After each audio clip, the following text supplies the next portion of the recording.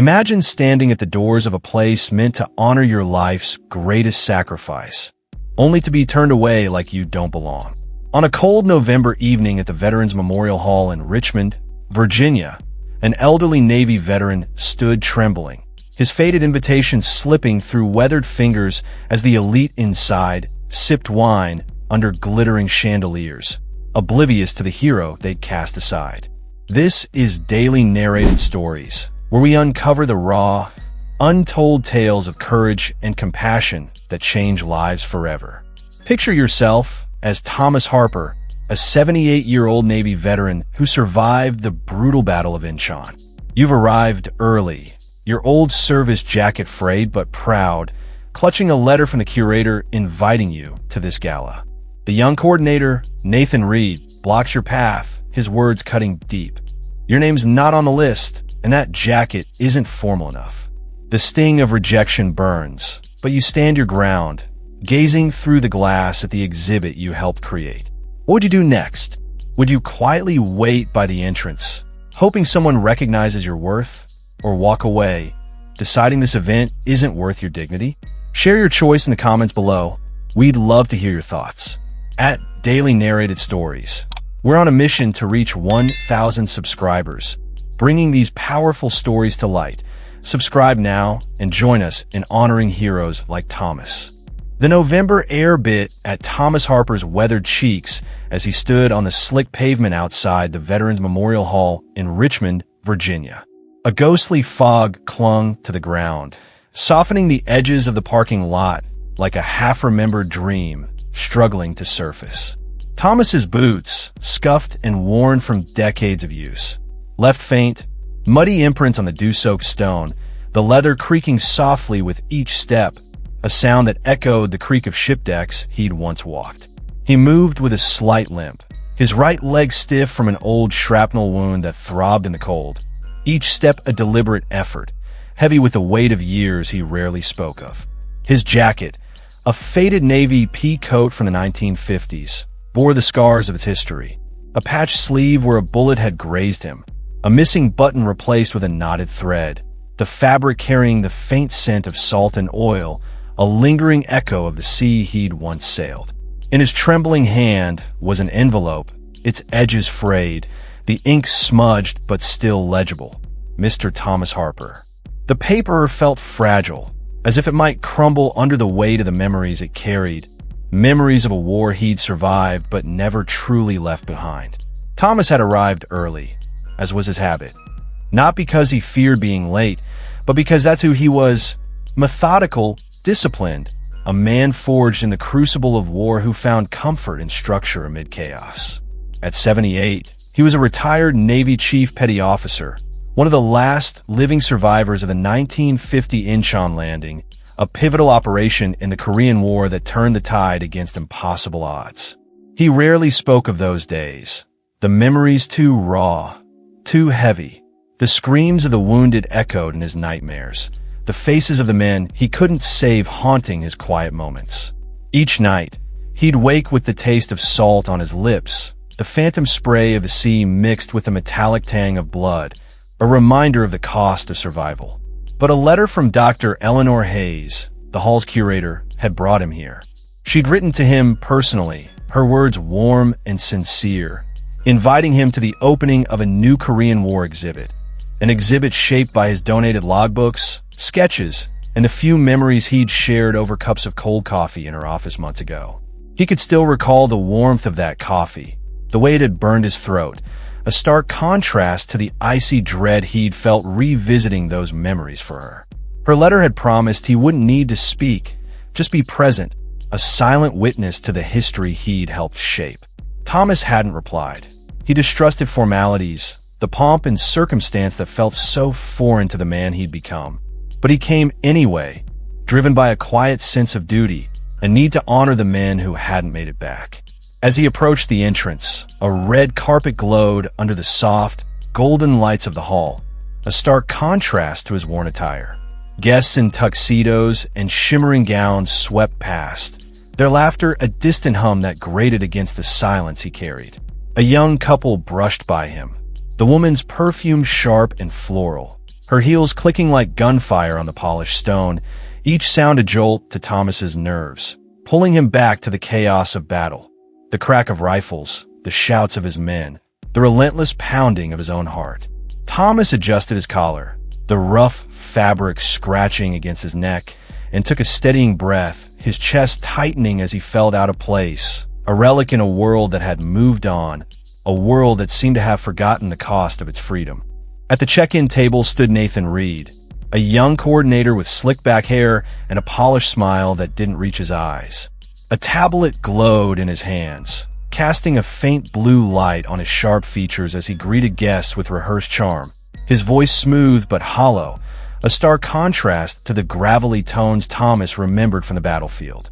Thomas waited patiently, letting the line thin, his hands clasped behind his back as he'd been taught decades ago. Stand tall, wait your turn, never show weakness. The habit was ingrained, a remnant of a time when hesitation could mean death, when a moment's lapse could cost a life. When the crowd finally parted, he stepped forward, offering the envelope with a steady hand despite the tremor in his fingers, a tremor that spoke of age and the ghost that still lingered in his bones. "I'm Thomas Harper," he said, his voice low but steady, the kind of voice that had once barked orders over the roar of artillery, now softened by time, but still carrying the weight of command. "Dr. Hayes invited me." Nathan glanced at the letter, his nose wrinkling slightly as if the paper might soil his pristine suit, his disdain a palpable thing that made Thomas's stomach churn. He unfolded it with a flick of his wrist, his eyes scanning the text with dismissive speed, as if the words, and the man who held them, were beneath his notice. "I'm sorry, sir," he said, his tone clipped, professional but cold, each word a dagger aimed at Thomas's pride. "You're not on the primary guest list. This is a secondary invite from the curatorial team." Thomas nodded, unfazed, his expression unreadable, though inside, a storm raged. Memories of being overlooked, of watching his men die while he could do nothing, of returning home to a world that didn't understand the weight he carried. "She asked me to come," he repeated, his voice a quiet anchor in the storm of Nathan's indifference, a plea for recognition wrapped in stoic resolve. Nathan's gaze slid over Thomas's coat, lingering on the patched sleeve, the scuffed boots, the lines etched deep into his face, each imperfection a story Nathan couldn't or wouldn't read. "This is a black tie event," he said, his voice dropping with a false sympathy that felt like a slap, the words dripping with condescension. "Your attire doesn't meet the dress code." He gestured to the coat with a flick of his hand, as if it were an offense to the glittering affair inside, a blemish on the perfection he sought to maintain. Thomas said nothing.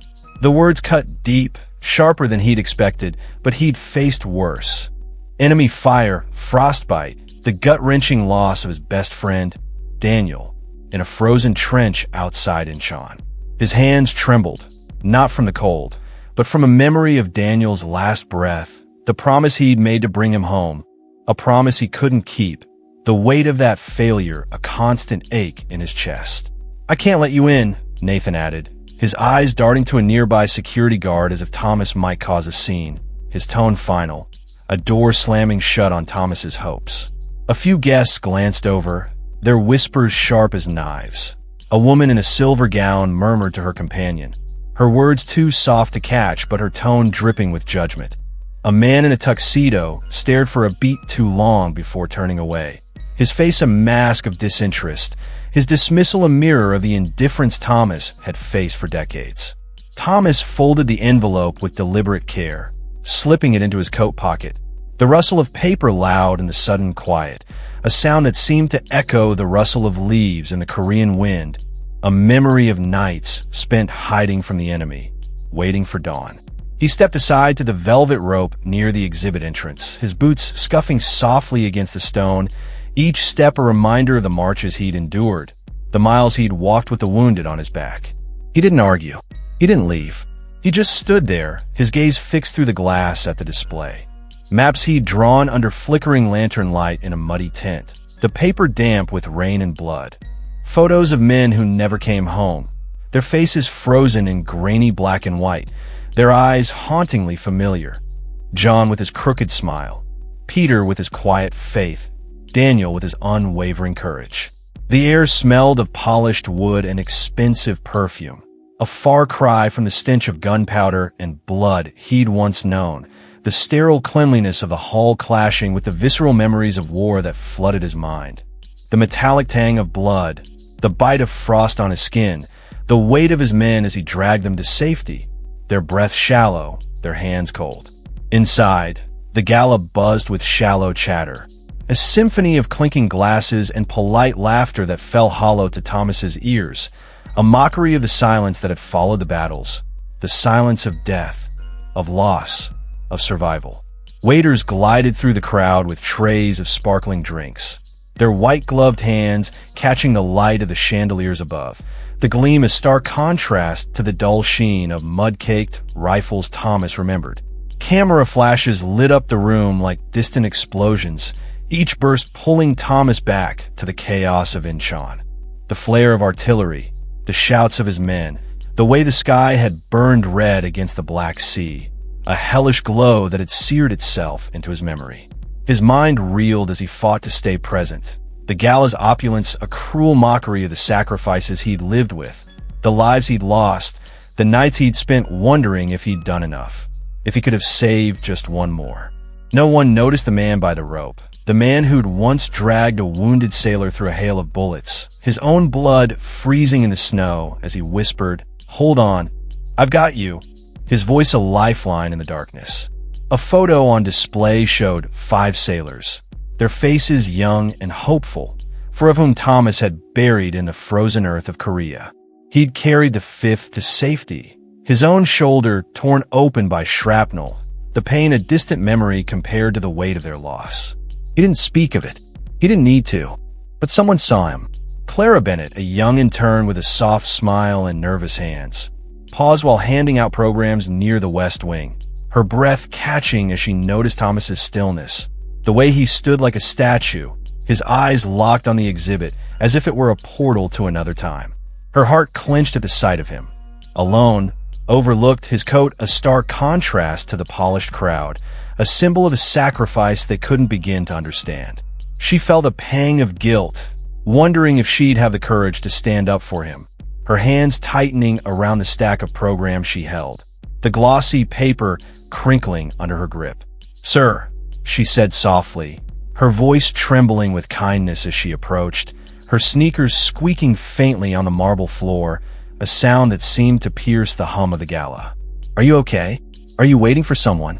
Thomas turned to her, his gaze steady but heavy, like a sea that had weathered too many storms, his eyes carrying the weight of 1,000 unspoken stories.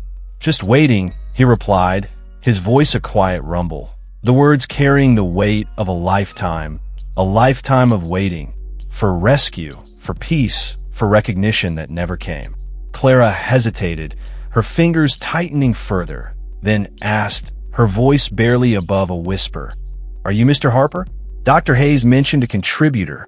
Before Thomas could answer, Nathan interrupted, his tone sharp as he strode over, his polished shoes clicking with purpose, each step a declaration of his authority. "Clara, I've already told this man he's not admitted," he snapped, his voice low but cutting, meant to dismiss but loud enough to draw a few curious glances from nearby guests, their eyes flickering with curiosity and judgment. Clara's cheeks flushed a deep red, her eyes darting between Nathan and Thomas, her heart pounding with a mix of fear and indignation. "I was just trying to help," she stammered, her voice small, almost swallowed by the hum of the gala, her hands trembling as she clutched the programs tighter. "This is a formal event," Nathan said, his tone hardening as he adjusted his tie, a nervous tic that betrayed his composure, his eyes narrowing as he sought to reassert control. "We have standards."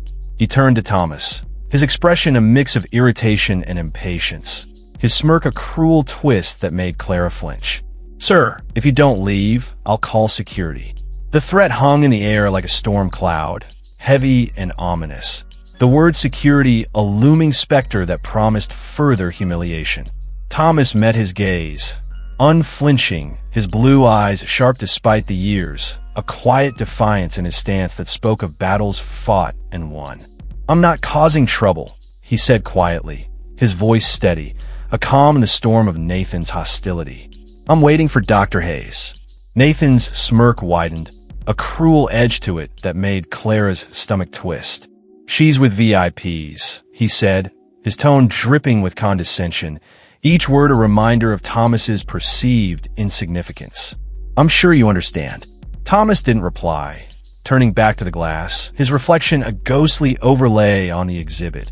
A man out of time, caught between the past and a present that didn't want him, his heart heavy with the weight of rejection, yet unwavering in its resolve. Minutes passed, 10, then 15, each second stretching into eternity, the tick of an unseen clock a relentless reminder of his isolation.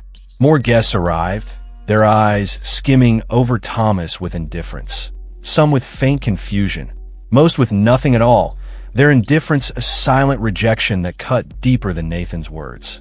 A woman in a velvet dress paused, her brow furrowing as she whispered to her companion, "Who is that man?" Her friend shrugged, and they moved on, their heels fading into the hum of the gala, their dismissal a mirror of the countless times Thomas had been overlooked since returning home. A young man with a camera slung around his neck glanced at Thomas, his fingers twitching as if considering a photo, but he turned away, drawn to the brighter lights inside, the allure of the gala's glamour outweighing the quiet story standing before him. Thomas's isolation grew, the indifference of the crowd a weight on his shoulders, his chest tightening with each passing moment as he wondered if he'd made a mistake coming here, if the world would ever truly see him for what he'd given. A chill from the open door swept through, making him adjust his collar, the rough fabric scratching against his neck, a sensation that grounded him in the present even as his mind drifted to the past. The biting cold of Incheon, the frost that had seeped into his bones, the warmth of his men's blood as he tried to save them. He didn't mind the cold. He was used to it, used to waiting for orders, waiting for rescue, waiting for the war to end, waiting for a world that might never understand. If Dr. Hayes didn't come, he'd leave as silently as he'd arrived, the same way he'd slipped away from countless battlefields, unseen, uncelebrated, a ghost among the living. But then, the doors hissed open behind him, the sound sharp and sudden, cutting through the murmur of the gala like a knife, a sound that jolted Thomas from his reverie, his heart skipping a beat as he sensed a shift in the air. Heavy, deliberate footsteps echoed across the marble floor. Not the hurried steps of guests or the nervous tap of interns, but the measured stride of military boots, the kind that knew formation, that carried the weight of command, each step a declaration of purpose that silenced the room. The crowd inside fell silent, the string quartet's music fading into a held breath, the notes hanging in the air like a question unanswered, the tension palpable as all eyes turned to the entrance. A voice cut through the stillness, deep and commanding, a voice that could silence a battlefield. "Chief Harper." Thomas turned slowly, his heart pounding with a familiar instinct, the kind that had kept him alive through ambushes and artillery fire, his breath catching in his throat as he braced for what, or who, might come next. A tall figure stood at the entrance, his uniform pristine, 3 gold stars gleaming on his shoulders under the chandelier's light, a beacon of authority in the sea of opulence. Admiral James Carter, a man whose presence alone could silence rooms, whose name carried the weight of decades of service, stood framed in the doorway, his silhouette a stark contrast to the glittering crowd. His eyes, sharp and piercing, held a flicker of recognition, gratitude, and something fiercer, respect that burned like a beacon, a light that cut through the fog of Thomas's isolation. He stepped forward, the crowd parting like a sea, their whispers dying as they sensed the shift in the air, the weight of history walking among them. Nathan froze at the check-in desk, his tablet slipping in his sweaty hands, his polished facade cracking under the weight of Carter's gaze, his eyes wide with a mix of fear and realization as he understood the gravity of what was unfolding. What would this towering figure do in the face of such injustice? an injustice that had wounded a man who'd given everything. Admiral Carter stopped before Thomas, his polished boots reflecting the light like a mirror, each detail of his uniform a testament to a life of service. Medals pinned with precision, a ribbon bar that told stories of valor, a presence that commanded respect without a word. With a precision honed by years of service, he raised his hand in a crisp salute, the gesture a thunderclap in the silent room, a declaration that needed no words, a tribute that spoke louder than any speech.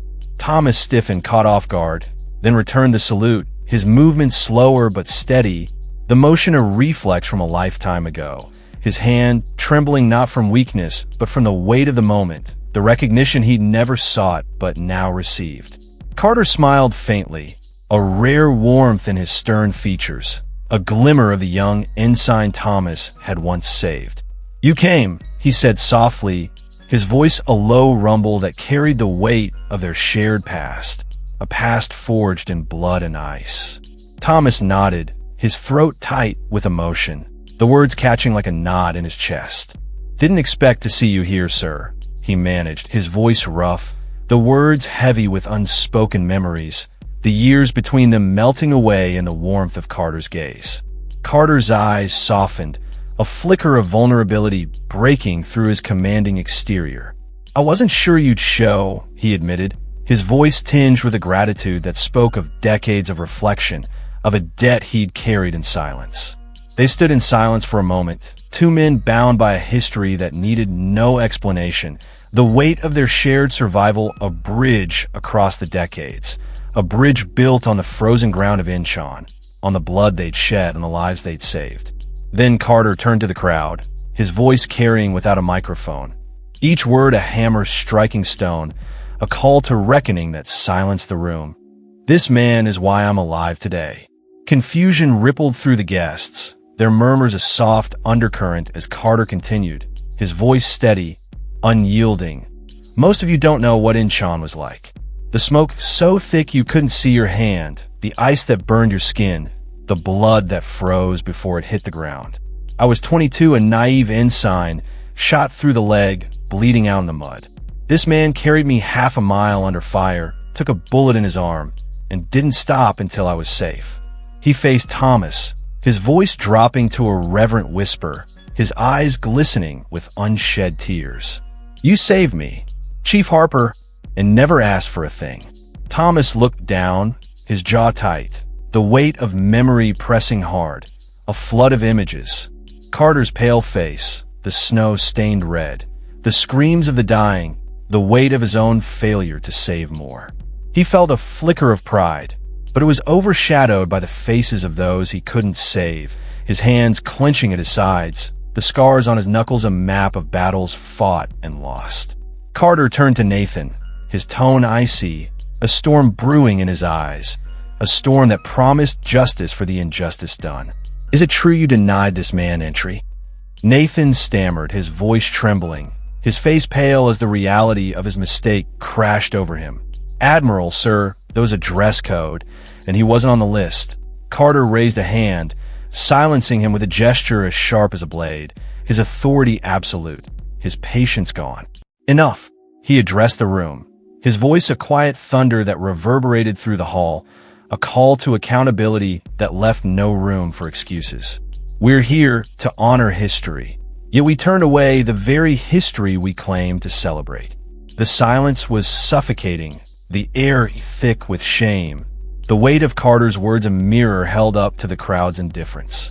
"I've seen men die in the cold, watched sailors carry their brothers through hell, and I've seen what happens when we forget who paid for our freedom." He looked at Nathan, his gaze unyielding, a judge passing sentence. "This man isn't dressed inappropriately. He's dressed in honor." Carter stepped beside Thomas, his presence a shield, a declaration of solidarity that spoke louder than words.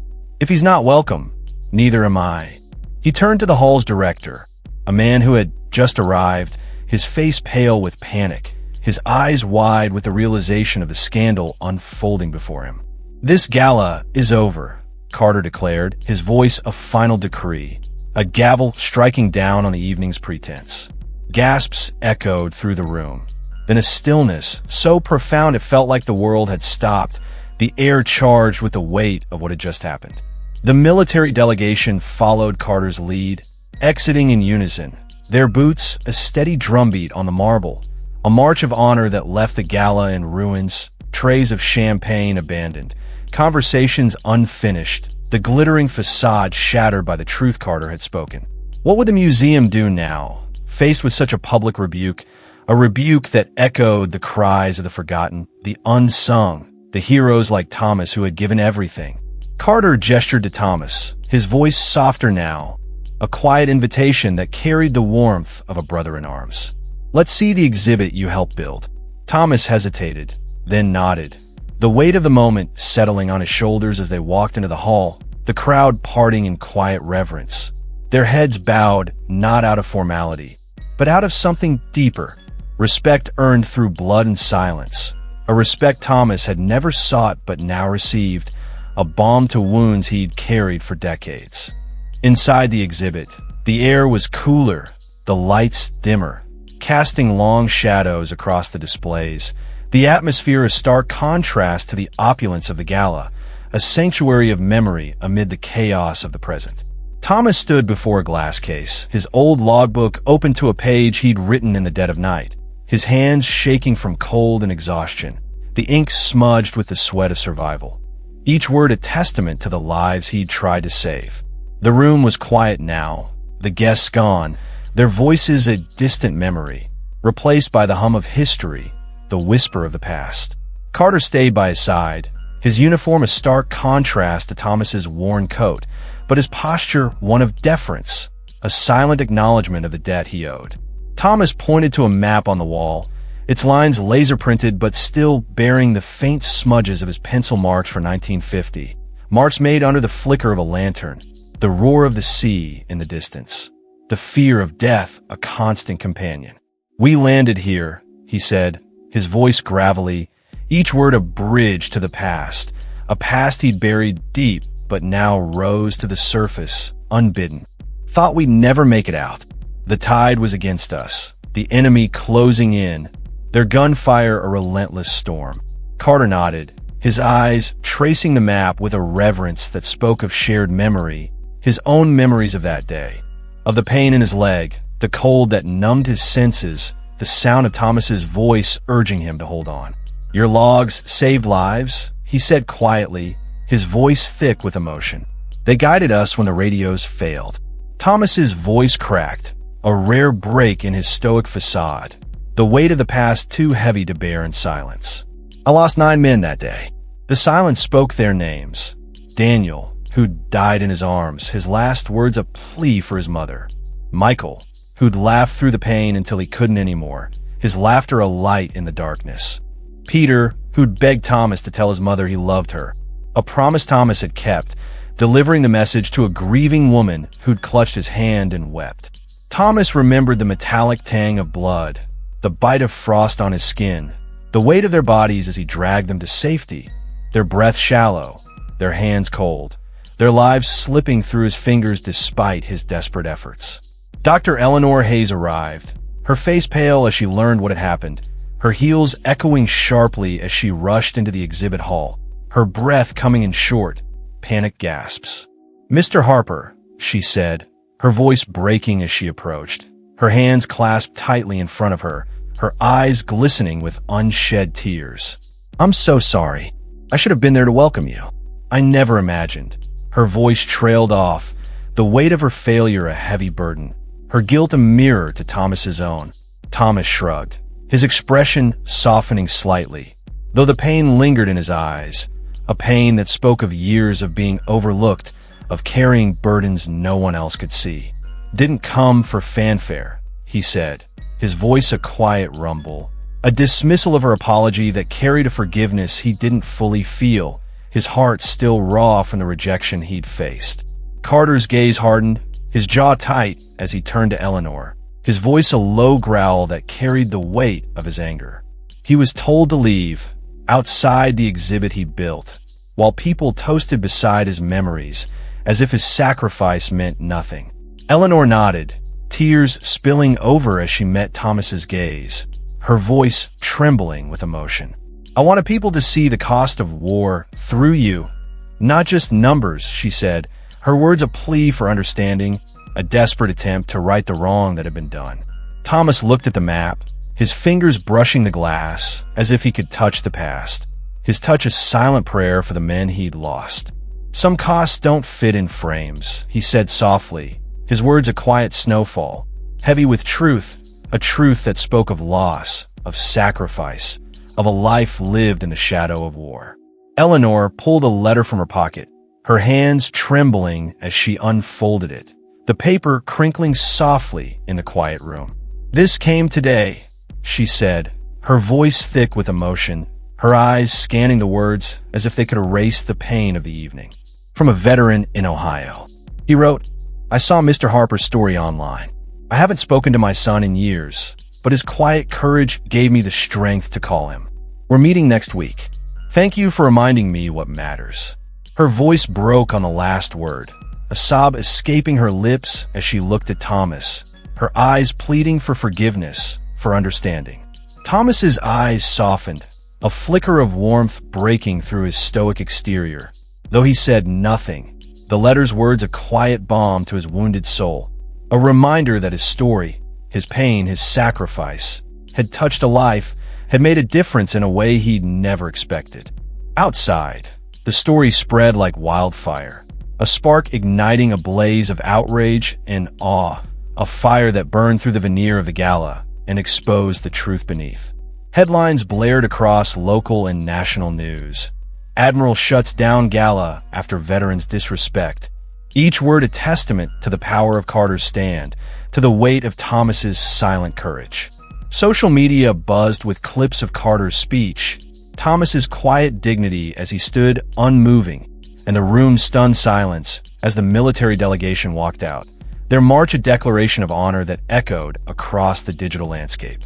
People wept as they watched, not from sadness, but from the sacred weight of the moment, a rare glimpse of truth in a world of noise, a moment that reminded them of the cost of freedom, of the heroes who paid it.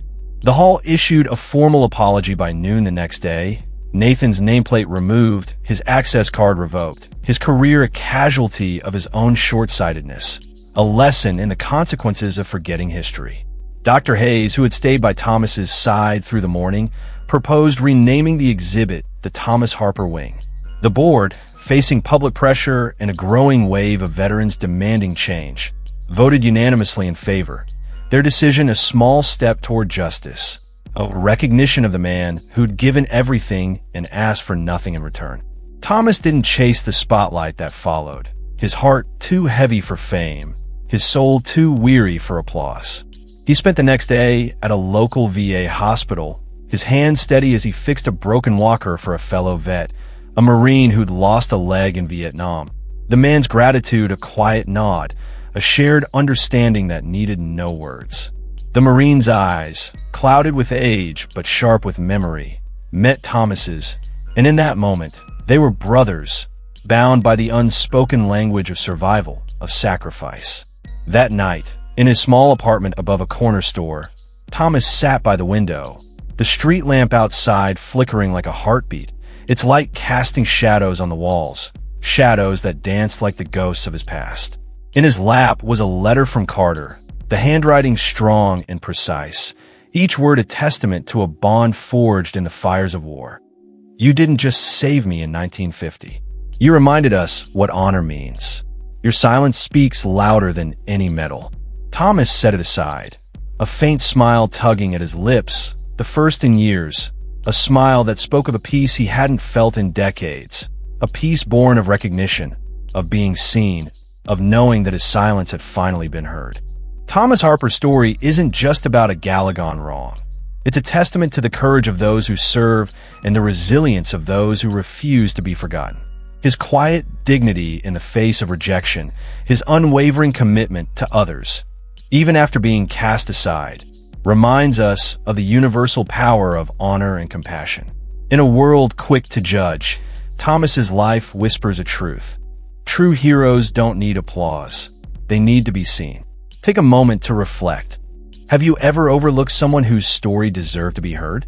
Share your thoughts in the comments, or tell us about a quiet hero in your life who inspired you. Your story could spark change, just like Thomas's did.